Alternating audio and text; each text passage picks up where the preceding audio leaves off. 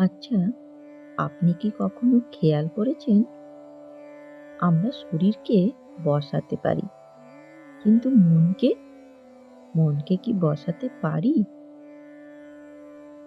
চোখ বন্ধ করি, কিন্তু মাথার ভেতর চলতে থাকে ১০০ খানা চিন্তা, পুরনো কষ্ট, ভয়, টেনশন, তুলনা। প্রার্থনা করতে বসি, কিন্তু খুলে ফেলি ফোন। জব করতে চাই, কিন্তু মন বলে আরেকটু পরে করব।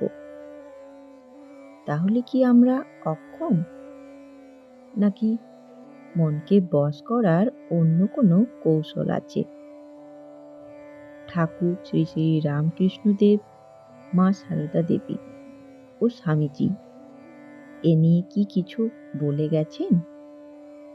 আজকের ভিডিও শেষে আমরা জানতে পারবো মনকে বশে রাখার ৪টি ধাপ, মনোসংযোগ বাড়ানোর ৫টি পদ্ধতি, এবং কেন ঠাকুর বলেছিলেন মন যেরকম হবে মানুষ সেই রকমই হবে।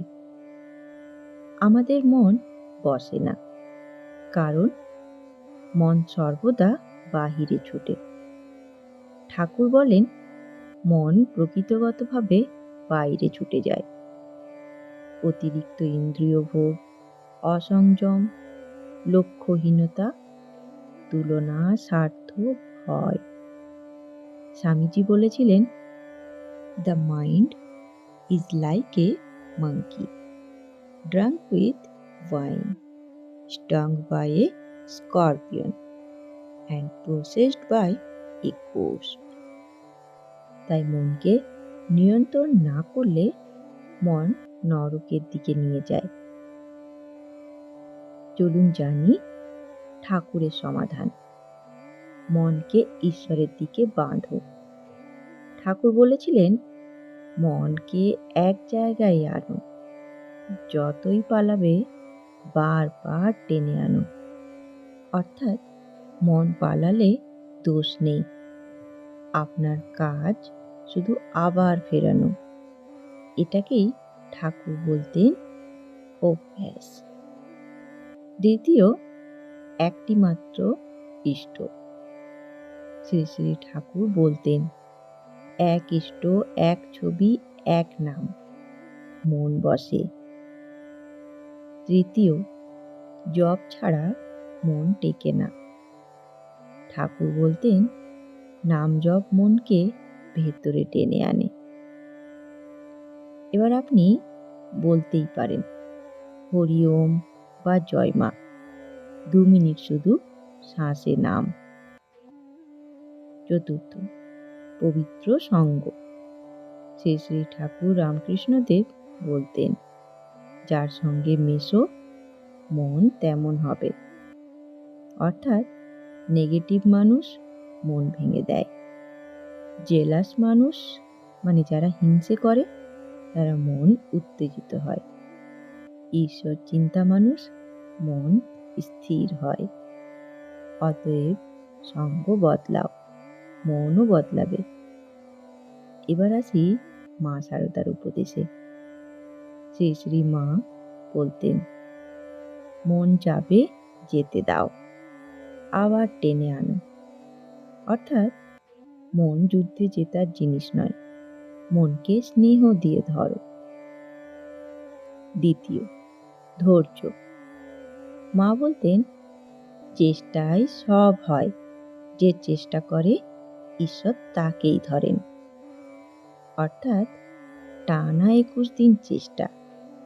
মা কখনো তাড়াহুড়ো করতে বলেননি।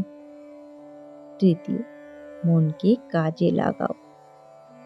শ্রী শ্রী মা বলতেন, নৃশংস কাজ মনকে নরম করে।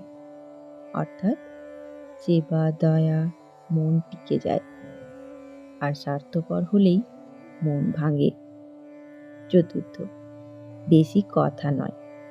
শ্রী শ্রী মা সতর্ক করতেন, সব কথা সকলকে বলা যায় না। এবার জানব স্বামীজির উপদেশ। প্রথম, মনোযোগ একটি পেশি। স্বামীজি বলতেন, concentration is the essence of all knowledge. যদি মনোযোগ নেই, বিদ্যা নেই, ভক্তি নেই, চরিত্রও নেই। দ্বিতীয়, লক্ষ্য নির্ধারণ।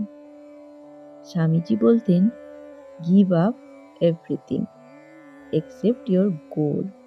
অর্থাৎ আজ 30 মিনিট পড়া, আজ 108 নাম জপ, আজ 15 মিনিট চুপ থাকা।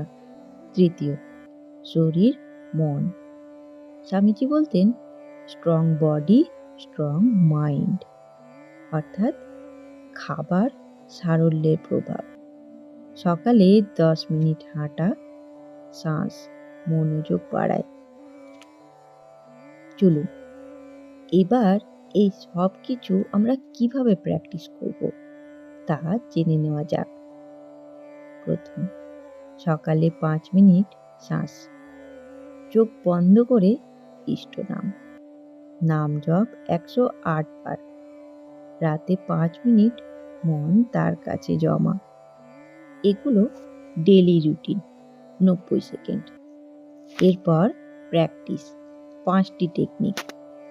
প্রথম, শ্বাস দিয়ে মন বাঁধা। দ্বিতীয়, 4 সেকেন্ড ইন, ইষ্টের নাম 4 সেকেন্ড আউট। দ্বিতীয়, 20 মিনিট জব চ্যালেঞ্জ, চুপচাপ বসে থাকা, শুধু শ্বাস নেওয়া, তারপর মনকে নিজের কাছে ফেরানো। এবার তৃতীয়, 3 সেকেন্ড রুল, মন ভাঙলে স্টপ, ব্রিথ, রিটার্ন। চতুর্থ, মনের ডায়েরি, প্রতিদিন 1 লাইন, আজ মন কোথায় গেল। বন্ধুগণ, আজ আপনি বড় কিছু না করলেও আজ বসুন, শুধু বসুন, শুধু শ্বাস নিন, শুধু নাম জপ করুন। যদি মন 1000 বার পালায়, আপনি 1001 বার ফেরান। ঈশ্বর মন চান না, চেষ্টা চান। এবার আপনাদের কাছে আমার একটি প্রশ্ন, আপনি কি জপে বসেন? আর যদি না বসেন, তাহলে কি আজ থেকে 21 দিন মনোযোগ চ্যালেঞ্জ নেবেন? যদি হ্যাঁ নেবেন, তাহলে কমেন্টে জানান, আমি অপেক্ষায় রইব। ধন্যবাদ, ভালো থাকবেন। জয় ঠাকুর, জয় মা, জয় স্বামীজি।